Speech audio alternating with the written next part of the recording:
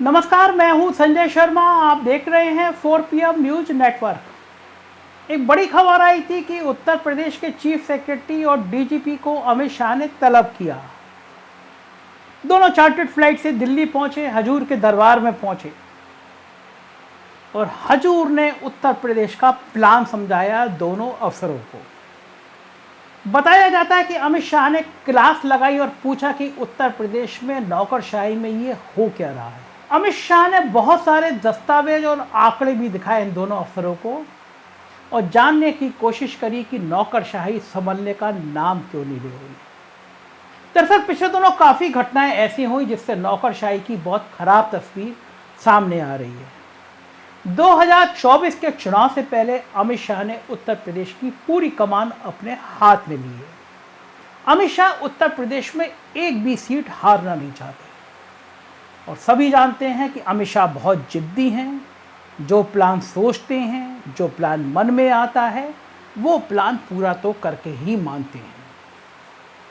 अमित शाह जानते हैं कि जो देश में हालात हैं उसमें पश्चिम बंगाल में, बिहार में, उड़ीसा में, मध्य प्रदेश में कुछ ज़्यादा अच्छे हालात नहीं हैं और 2024 का चुनाव नरेंद्र मोदी और अमित शाह के लिए जीने मरने का सवाल बना हुआ है। लिहाजा उत्तर प्रदेश की एक एक कील कांटे अमित शाह दुरुस्त करना चाहते हैं, लेकिन उत्तर प्रदेश की नौकरशाही की, भ्रष्टाचार की वो कहानियां सामने आ रही हैं कि दिल्ली से लखनऊ तक हड़कंप मचा हुआ है। हेल्थ महकमा, डिप्टी सीएम ब्रजेश पाठक उसके सर्वे सर्वा, ताकतवर नेता, दमदार नेता, दिल्ली के करीबी नेता। उन्होंने 2 दिन की हैदराबाद की बैठक में गए और सैकड़ों डॉक्टरों का तबादला किया गया। पता चला कि हेल्थ विभाग के बड़े अफसर ने जमकर वसूली की है, लाखों करोड़ों रुपए के बारे न्यारे हो गए। ब्रजेश पाठक का पारा चढ़ गया क्योंकि जो हेल्थ विभाग के अपर मुख्य सचिव हैं अमित मोहन प्रसाद, ब्रजेश पाठक उनकी शिकायत पहले ही कर चुके हैं कि कोरोना काल में उन्होंने बहुत खराब काम किया। ब्रजेश पाठक हेल्थ मिनिस्टर भी हैं। हेल्थ विभाग के अगर जो सबसे बड़ा अफसर है उसी से मंत्री की नहीं पटेगी तो आप जान सकते हैं कि संदेश क्या जाएंगे। ब्रजेश पाठक की शिकायत पर कमेटी बनी। कमेटी की रिपोर्ट क्या आई आज तक किसी को नहीं पता, लेकिन आज 48 डॉक्टरों का ट्रांसफ़र कैंसिल किया गया। जब 48 डॉक्टरों का ट्रांसफ़र कैंसिल हुआ तो ये बात पुष्ट हो गई कि ब्रजेश पाठक जो कह रहे थे वो सच था। मतलब तबादला नियमावली के विरुद्ध, जो शासन की तबादला नीति है उसके विरुद्ध जाकर किया गया था। लेकिन बड़ा सवाल ये कि जब ये पुष्ट हो गया कि 48 तबादले गलत तरीके से किए गए थे तो अभी भी अमित मोहन प्रसाद अपनी जगह पर बने हुए क्यों हैं। दूसरी चर्चा आती है पीडब्ल्यूडी मंत्रालय से। पीडब्ल्यूडी मंत्री हैं जितेंद्र प्रसाद, कांग्रेस में लंबे समय तक रहे, योगी जी के लिए बहुत बुरा बोलते रहे। योगी सरकार पार्ट 1 में कहते रहे कि योगी जी तो के इशारे पे ब्राह्मणों की हत्याएं हो रही हैं। 500 ब्राह्मणों की सूची लेकर गली मोहल्ले मोहल्ले भटकते रहते थे, लेकिन समझ गए कि कांग्रेस के दिन अच्छे नहीं चल रहे हैं, लिहाजा पलटी मारी, बीजेपी में आ गए और बीजेपी में भी आके पीडब्ल्यूडी का मालाईदार विभाग मिल गया। लेकिन मंत्री जी के मन में तो कुछ और उमंगें फूट रही थी। अनिल पांडे नाम का एक शख्स जो जब वो केंद्रीय मंत्री रहे, उनका ओएसडी रहा, उसको वो अपने साथ लाए।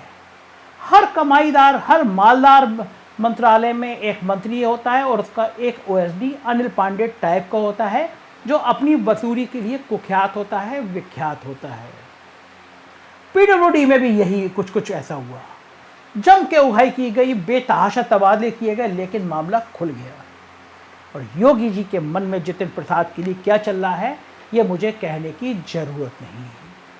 योगी जी ने तत्काल एक कमेटी बनाई और कमेटी ने पाया कि अनिल पांडे ने लंबा खेल किया है, लिहाजा अनिल पांडे को तुरंत वापस डेपुटेशन पे दिल्ली भेज दिया गया।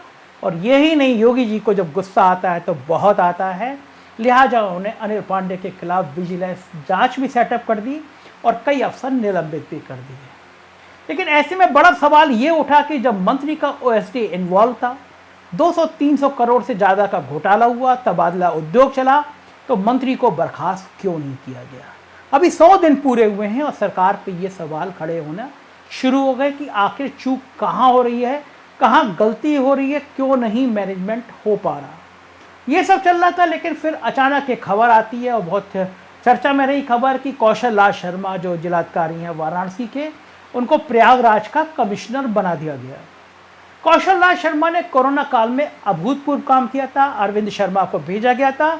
अरविंद शर्मा की और कौशल राज की टीम ने बड़ा जबरदस्त काम किया था। प्रधानमंत्री खुद कौशल राज शर्मा की प्रशंसा कर चुके हैं, उन्हें अवार्ड दे चुके हैं। बनारस में कौशल राज शर्मा एक बहुत लोकप्रिय नाम है। कौशल राज शर्मा को अचानक हटाया गया और दिल्ली को बताया भी नहीं गया। प्रधानमंत्री कार्यालय में ये बात थोड़ी आखिरी इसलिए कि वाराणसी में अगर कोई छोटा फैसला होता है या बड़ा फैसला होता है, वो पीएमओ यानी प्रधानमंत्री की मर्जी के बगैर नहीं होता है, उनकी जानकारी में आता है, मगर ये तबादला नहीं बताया गया। दिल्ली नाराज हुआ और ये पूछा कि आखिर उत्तर प्रदेश में चल क्या रहा है। हड़कंप मचा और रातों रात तबादला जो हुआ था वो कैंसिल कर दिया गया। कौशल राज शर्मा जो कमिश्नर प्रयागराज बने थे, उन्हें वापस डीएम वाराणसी बना दिया गया। ये बात पूरी नौकरशाही में और उपहास का विषय बन गई। ये कभी नहीं हुआ आज़ादी के बाद से शायद आज तक कि कोई डीएम कमिश्नर बना हो, 24 घंटे बाद कमिश्नर से फिर डीएम बना दिया गया हो। लेकिन मामला वाराणसी का था तो मामला फिर अटका। और हैरानी की बात यह कि विजय विश्वास पंत जैसे व्यक्ति को प्रयागराज का कमिश्नर बनाया गया, जो आजमगढ़ में कई मामलों में विवादों में रहे हैं। कानपुर की एक बड़ी प्रिंटिंग प्रेस है, उनके साथ रिश्तों को लेके, उनको लाखों करोड़ों रुपए का काम देने को लेके विजय विश्वास पंत पर बड़े गंभीर आरोप पहले भी लगते रहे हैं। कानपुर की तैनाती से लेकर आजमगढ़ की तैनाती तक कई आर्थिक अनियमितताएं सामने आई। फिर ये पड़ताल हुई कि आखिर कौशल राज शर्मा का तबादला किया क्यों गया था, तो पता चला कि शायद एसपी गोयल जो मुख्यमंत्री योगी आदित्यनाथ के सबसे करीबी हैं और सबसे ताकतवर हैं, वो कौशल राज शर्मा को पसंद नहीं करते। लिहाजा उन्हें प्रयागराज जैसे छोटे मंडल का मंडलायुक्त बनाया गया, लेकिन पीएमओ की दखल के बाद उन्हें वापस वाराणसी भेज दिया गया। कहा यह भी जाता है कि एसपी गोयल जिस पे कृपा करते हैं उसका कोई कुछ नहीं बिगाड़ता। ताज़ा मामला लखनऊ के पूर्व नगर आयुक्त अजय द्विवेदी का है। लखनऊ में शायद पिछले 20 सालों में कोई ऐसा नगर आयुक्त नहीं आया जिसके ऊपर भ्रष्टाचार के इतने गंभीर मुकदमे लगे हों, लेकिन उनके बावजूद उनको आगरा विकास प्राधिकरण का उपाध्यक्ष बना दिया गया। तो बहुत हैरानी है, नौकरशाही में तरह तरह की चर्चाएं हैं। नौकरशाही के बहुत बड़े स्तंभ रहे, रिटायर हो चुके एक आईएएस अफसर की कोठी भी चर्चा का विषय बनी हुई है। शायद इस पर कोई जांच सेटअप हुई है, क्योंकि राजस्व परिषद के एक डबरियाल साहब हैं, उनका वरद हस्ता इस अफसर के ऊपर, और इस अफसर ने डबरियाल के साथ मिलकर कुछ लंबा खेल किया। उसकी पड़ताल मैं कर रहा हूँ कि उस संपत्ति की जांच कहाँ का हुई है। अफसर रिटायर हो चुके हैं, लेकिन सरकार के निशाने पर हैं। तो क्या है राजनीति का उत्तर प्रदेश का, ये खेल समझना मुश्किल है, लेकिन ये बात तय है कि उत्तर प्रदेश की नौकरशाही बहुत विषम हालात में चल रही है और कहीं ना कहीं सरकार की छवि पर बहुत असर डाल रही है। उत्तर प्रदेश की नौकरशाही की खबरें मैं बताता रहूँगा। देखते रहिए 4PM news network. Thank you.